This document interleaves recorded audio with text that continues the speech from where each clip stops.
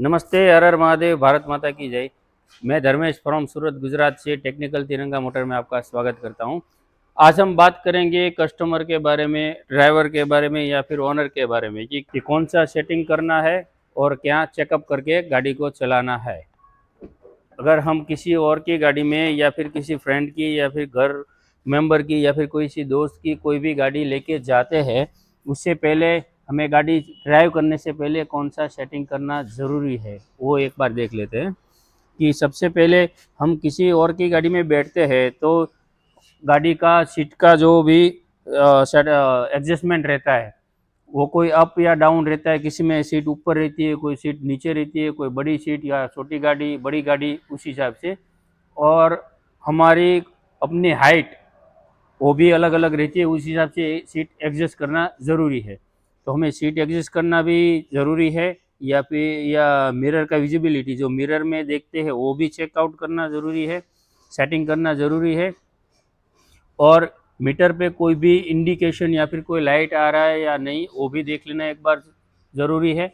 और clutch, gear और break वो सबसे पहले थोड़ा सा नॉर्मल ड्राइव करके चेक कर लेना है, उसी के बाद ही गाड़ी को हाईवे या फिर आउट ऑफ सिटी लेके जाना है। तो चलो देखते हैं क्या क्या चेक करना ज़रूरी है, पॉइंट टू पॉइंट देख लेते हैं कि कौन सा सेटिंग करना ज़रूरी है। तो हम सबसे पहले तो कोई भी गाड़ी में बैठते हैं तो सीट का जो एडजस्टमेंट रहता है वो चेकआउट करना बहुत ज़रूरी है। ये बैठ गए, समझ लो कि मेरा जो हाइट है वो मेरे हाइट के हिसाब से मुझे फ्रंट में पूरा कम्प्लीटली दिख रहा है या नहीं, या बोनेट दिख रहा है, आगे का नीचे का जो विजन है वो दिख रहा है नहीं, उस हिसाब से सीट को एडजस्ट करना है। और यहाँ पे जो रहता है वो उससे गाड़ी सीट आगे या पीछे होता है इस हिसाब से। तो अपना पैर जो भी लेंथ रहता है उसके सूटेबल के हिसाब से इसे सेट करते हैं। ये हो गया। और ये रहता है बैक का, यहाँ पे भी एक हैंडल रहता है, वो हैंडल से ये बैक को एडजस्ट कर सकते हैं कि कैसे हम कंफर्टेबल महसूस करते हैं। ये हो गया। उसके बाद जो भी गाड़ी में फंक्शन रहता है मिरर का, वो मिरर के हिसाब से अपनी गाड़ी में ये इलेक्ट्रिक वाला फंक्शन है, तो इलेक्ट्रिक के हिसाब से अगर मैं ऐसे बैठा हुआ हूँ तो उसके हिसाब से मिरर को एडजस्ट करना है। ये हो गया राइट का एडजस्टमेंट, फिर लेफ्ट का,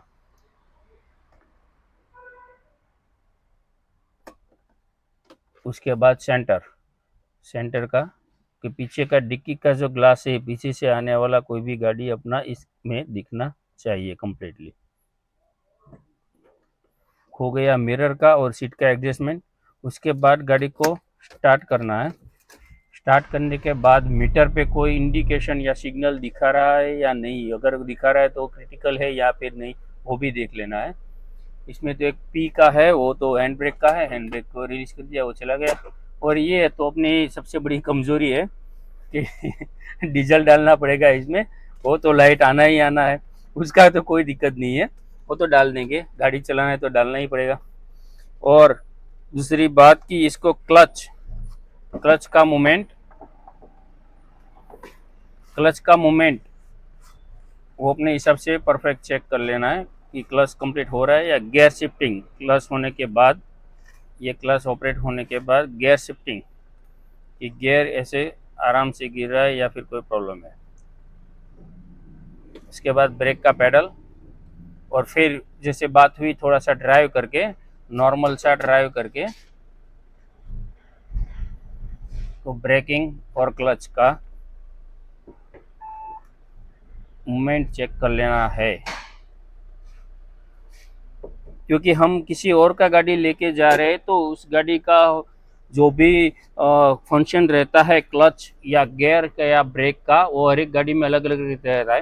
कि किसी में समझ लो कि क्लच हार्ड है तो क्लच का पेडल भी मूवमेंट हार्ड रहेगा, किसी में गियर हार्ड है, किसी में फ्री रहता है।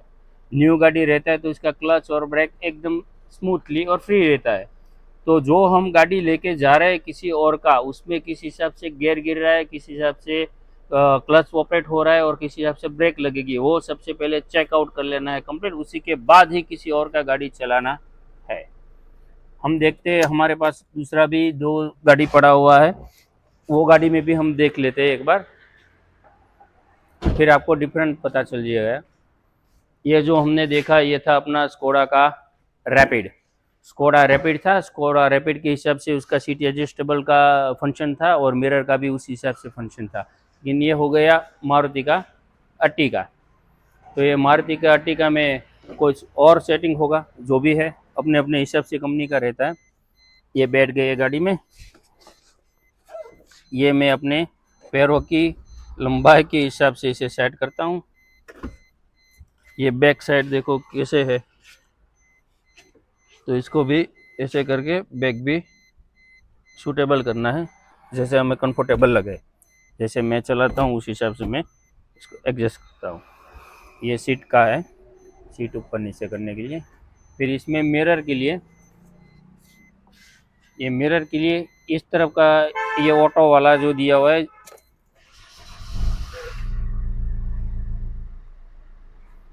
उस हिसाब से सेट करना पड़ेगा।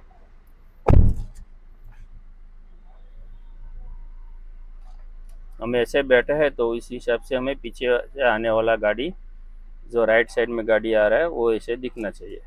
उसके बाद लेफ्ट का कर लेते हैं।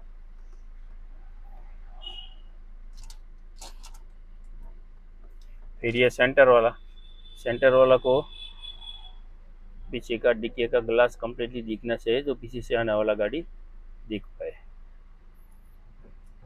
फिर क्लच और ब्रेक, ये गियर वो भी स्मूथ है, ठीक है। और मीटर पे कोई इंडिकेशन है या नहीं, गाड़ी स्टार्ट करने के बाद कोई इंडिकेशन है या नहीं वो चेक कर लेना है, उसी के बाद ही गाड़ी ड्राइव करना है।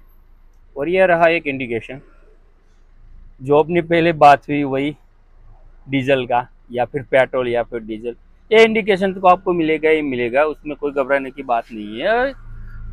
किसी और का गाड़ी लेके जा रहे हैं तो डीजल तो सबसे पहले डाल ही देना है, ठीक है। और अपने पास एक और गाड़ी है, वो भी चेक कर लेते हैं इसमें किस हिसाब से है। जैसे हमारी बात हुई कि हर एक गाड़ी में अपनी गाड़ी के फंक्शन के हिसाब से अलग अलग फंक्शन रहता है, कि किसी में सीट को नीचे से एडजस्ट करना है, किसी में ऑटो रहता है, या किसी में मिरर ऑटो रहता है, या किसी में पुरानी गाड़ी में हमने देखा कि यहाँ पे डंडी वाला रहता है। ये रहा किया, ये किया में किस हिसाब से है वो भी चेक कर लेते हैं। ये तो पुश स्टार्ट वाला गाड़ी है। सबसे पहले गाड़ी शुरू करने से पहले हमें सीट एडजस्ट करना है।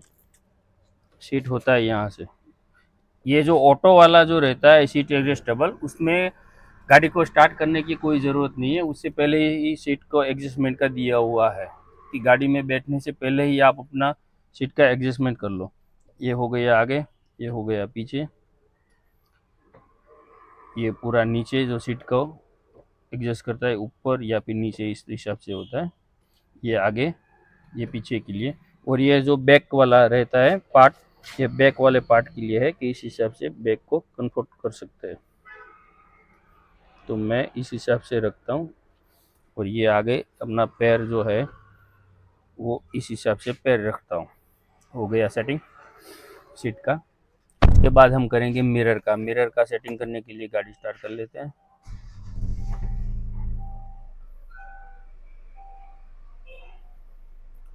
इसमें ऐसे इलेक्ट्रिक वाला दिया हुआ है, तो पहले यहाँ से राइट साइड का इस तरह से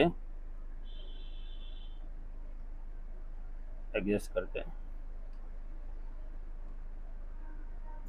जैसे पीछे वाला गाड़ी हमें अंदर बैठे बैठे कंप्लीटली दिखना चाहिए।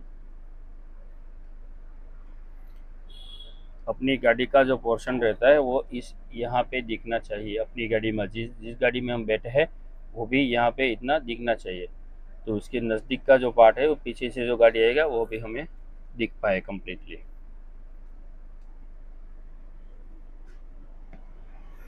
और मीटर पे कोई इंडिकेशन है या नहीं वो भी एक बार देख लेना है पहले।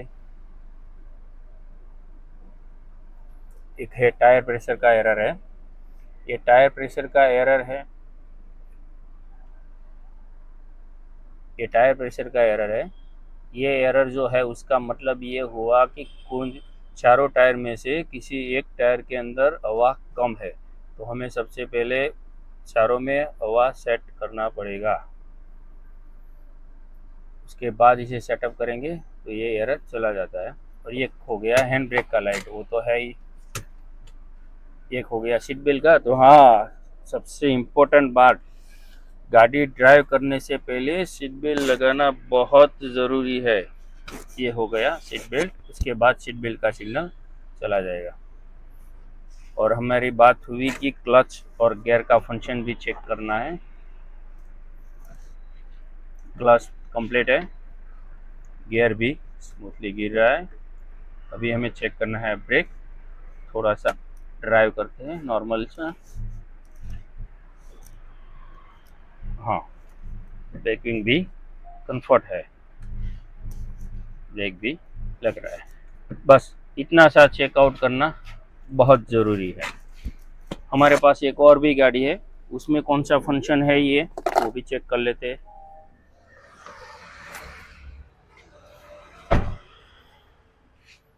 ये रहा रेनॉल्ट का डस्टर। डस्टर में भी सीट एडजस्टेबल और मिरर का फंक्शन किसी और हिसाब से होगा, लेकिन हमें उसे अपने हाइट के हिसाब से सेट कर लेना है। यहाँ पे दिया हुआ है एडजस्टेबल, जिससे सीट आगे या पीछे ले सकते हैं। ये हो गया मेरे हिसाब से। और ये बैक के लिए यहाँ पे दिया हुआ है, ये बैक कन्फर्ट कर लेते हैं।